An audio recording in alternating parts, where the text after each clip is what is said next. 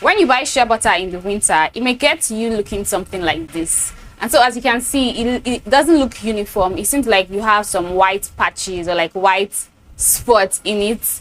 And that's because of the difference in temperature between where it was made or where it was shipped from and your destination. So for example, now our shea butter is produced and shipped from Nigeria. In Nigeria, there's no winter, so the temperature is always warm and like hot all year round, right?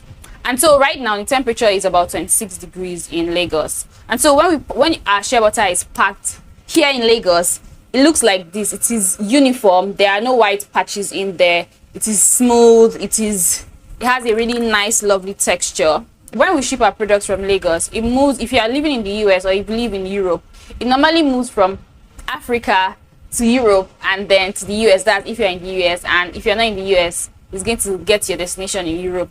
And the thing about that is right now, because it is winter, the atmosphere is very, very cold. And for most parts of Europe and the US right now, the temperature is about less than 5 degrees, right? And so what happens is during the period of transportation, and even when it gets to you, the shea butter starts to freeze.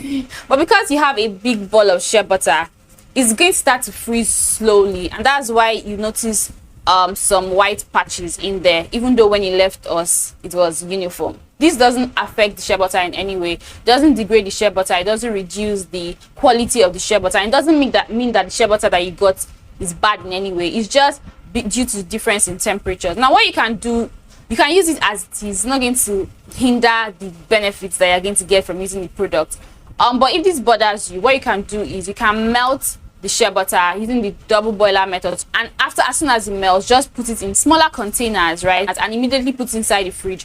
What that does is it's going to help the shea butter to freeze all at once, right? Unlike, well, how it freezes when it moves in transportation. But when you melt the shea butter and store it in your freezer, or like put it in your freezer for it to freeze, right, it's going to have a more uniform texture. So yeah, don't be alarmed if you see your shea butter having some white patches. There's absolutely nothing wrong with it. It's just the difference in temperature.